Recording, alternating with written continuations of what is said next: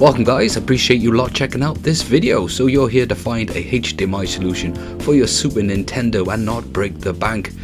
I did one video for the PlayStation 2, just like this one, and had some lovely support. So now I've accumulated 6 different of these HDMI adapters that are out there that are currently available for the Snes in the timing of this video. We have adapters here starting at a low price and working its way up gradually, but still sticking at that affordable price with an easy to set up guide. Now this isn't all the available HDMI adapters out there. Of course there are more expensive ones that do a better job, like the OSSC, the Framemeister, RetroTink, Scaler and more, that require additional setting up and necessary cables and adapters. Here in this video we're just looking at a simple HDMI connectivity with a plug and play feature. Especially now in these times that we live in, a lot of new TVs only accept HDMI input, or cannot accept anything less than 720p resolution or higher, when the Snes does output a lower resolution. So plenty to cover in this video, which I'll quickly show an unboxing of each one with a quality review and some captured image of each cable. Then towards the end I will compare the 2 of the best ones that I consider myself and do a side-by-side comparison, so hopefully you will get a better understanding of which one you want to pick up yourself. So smash that like button and that sub if you like this type of content. So now let's head into our first cable, which is the Wii Star N64 HDMI. As you can see, there's not the most professional type of packaging here. It's all just bundled and thrown in. That's a little micro cable, and this is the connector itself, and that is definitely a cheap plastic feel. Not a fan of that. And as you can see, everything's connected with this audio cable. So that has the video and audio output, and then connected into this very cheap built HDMI. There's the micro USB for power. Then there's the 720p to 1080p. It's a very tiny switch, very fiddly, and the whole thing is just cheap. So now we have this all hooked up. We got that micro USB we have to plug into its own source, and let's go with some Killer Instinct. First thing you will notice is that it automatically applies a 16:9 ratio, filling your entire screen, when the console was originally designed for a 4:3 ratio output. Personally, just not a fan. Stretching the image and adding further distortion, the main font is not coming out too bad actually, but as you can see in the character selection screen, there is definitely some terrible noise, creating a smudge effect with the colours, and actually too bad, but do have quite a low tone, and as you can see already there is some brightness problems. Onto some gameplay, you can definitely see the problems are even worse here, with that stretch image and the brightness level way too high, with a slight noise and distortion effect. This is set to the 720p, and the 1080p mode just makes no difference. I can see the color balance is not too bad, and I did experience not much video output lag. So we can safely say that this adapter does work, but there's definitely some terrible analog composite signal out conversion with this adapter. I don't have the necessary equipment to really delve into with output lag, but overall this is a pretty shocking cable. On to the next one. Well, this one is called the APKLVSR HDMI cable. Not really well named, but we should get a better experience because this one is priced a little higher with £18 to £22. Same type of packaging, not really well done, but let's see what we get all together. Micro USB, so this does need some additional power like the other one, and we do have a pretty nice HDMI cable. Quite impressed with that one. And it comes with instructions. Of course, have a quick look. Pretty nice, good print job, but I'm not going to really dwell too much time into that. Now this is the box itself. The plastic, I would say, is a little bit better quality than the previous one you just saw. This has a little bit more of a professional feel, but it definitely is better. We got our 16:9 switch, and then we have our micro USB there. So yeah, the plastic all around is not too bad. Not a fan of those cables hanging out the back there, and this micro cable was pretty tight to connect. Bit of a struggle, but we don't want that breaking off, so it's nice and firm, much like this HDMI cable. And to connect it at the back again was a pretty much of a tight fit. Let's get to some gameplay. Now we are set to the 4:3 ratio, which is more like it. Onto the main menu, you can see the difference with the brightness levels with this cable. This time around they are just too low. The color balance is definitely better than the last cable, but there definitely is some slight distortion and noise output with this. A problem that you won't probably see in this video, I did notice it on my TV, is the textures like to vibrate due to its signal problems. Onto the main gameplay, you will see there is definitely a nice bottom chunk missing on the image due to its poor centralization of the screen image.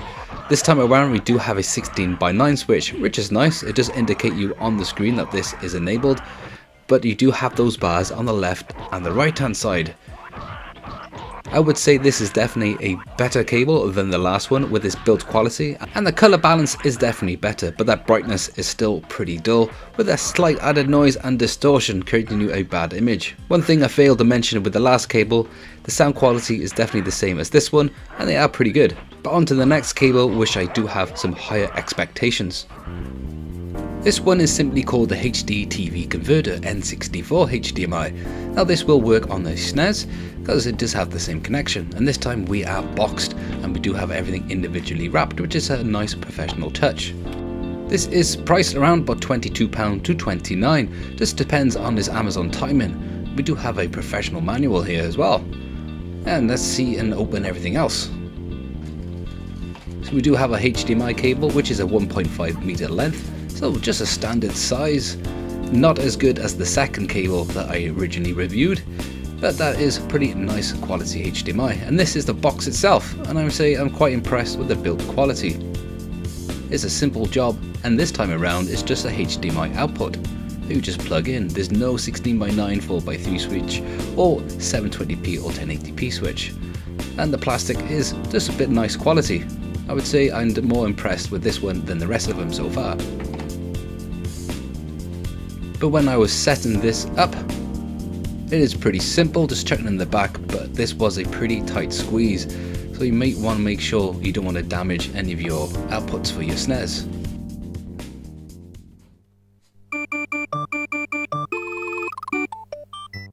I thought to boot up something different this time with my original copy. I do hope that Nintendo do not flag this video up. This is my original console on game, so I can't see why not. As you can see, this has annoyingly booted it up into 16:9. This can be fixed by manually changing your TV on the settings, and we are hitting somewhat of a prominent motion blur. The brightness levels are a little too high yet again, but definitely not as high as the first cable that I reviewed. Again, we do have some minor screen centralization issues. As you can see on the right hand side, there's a bit more of a gap, but it's definitely not as bad as the rest of the cables that I reviewed. The colors aren't too bad again, but there is definitely a hazy visual error creating some bad motion blur. This did make me feel quite ill after playing this for quite a while. It is quite a tie so far with this one and the second cable I reviewed, the one called the APKLVSR or whatever one, but this one has definitely got a better build quality with the LED indication as well on the box when you do power it on. Dog.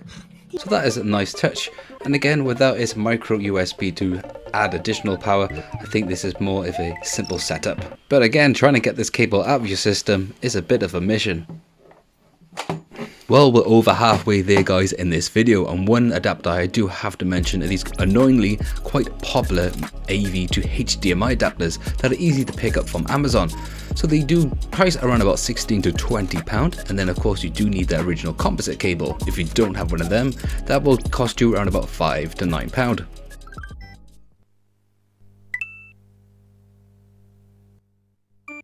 And what these cheap quick fix boxes do is convert the original composite video signal output and change it into HDMI. Now these are popular because then you can plug in any composite cable straight into it. So you can set up multiple consoles if you wanted to do it that way. That yellow cable, if you remember that. The composite cable was especially a lot more popular over into the States, but over here in the UK the RGB SCART was, and that was definitely a higher quality analog video output, giving you the better quality and video and audio. So in the table and ranging in quality of cables that you used back in the day for the older systems were as followed. First was the original aerial, then you had the composite cable, then the better again we had the S-video, and then ultimately you had the RGB SCART. So these are HDMI adapters to get the best video output coming from your systems would have to tap into the RGB SCART signal. and then convert that into the HDMI. Hope you understand what I mean. That is if that console does have that as an output feature in the first place, but for the Snes we are all good here. So this is tapping into that composite signal, creating the same problems as what we had in the previous cables reviewed, and the analog to digital conversion is just pretty dire. Next up is this N64 to HD TV. Picked this up around about £18 to £23. The same connection as the NES, so I thought to give this a go. This looks like a copy and paste of that cheap Wii HDMI, if you've seen any of those floating about. The build quality is definitely in the nicer side, but there's a big design flaw to be compatible with the NES, even though this is not really advertised to be compatible in the first place. It's the fact that this shape, there's no way of getting this in, so I best stop in case I do any further damage. Last but not least is the Levelhike HDMI for the Snes. But first, I'd just like to thank you guys for sticking around in this video. Win. The pickup price for this is around £30 to £35. I have done a dedicated video for this, which I'll put in the description for you. But here is some video capture of what this HDMI can bring. So the price is definitely a little bit higher, but it's totally worth it. I have had this now for about 2 years and it's always been in my permanent setup since. Fitting the screen that is centered properly this time with a 16:9 switch by 4:3 on the fly. A much better balance when it comes to the colours and brightness, with next to nothing with any noise or distortion. Personally, when it comes to output lag, there's definitely next to nothing, but under a microscope there probably is just a little. Again, here is another game from my collection which I showed earlier, and you can really see the improvement when it comes to the colour balance and brightness. It's doing a much better job.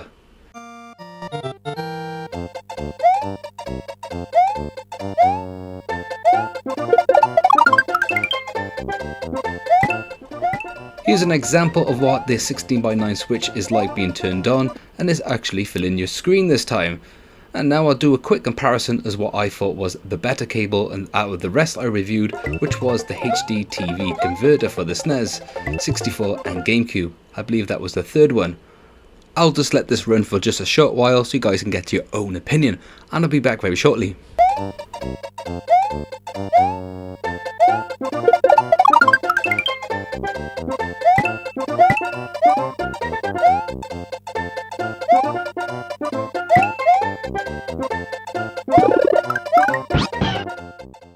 So I hope that this video is helping you, giving you a better understanding of what is out there, and support you Snes gamers, and to help the console to get more adaptable to the times that we live in today.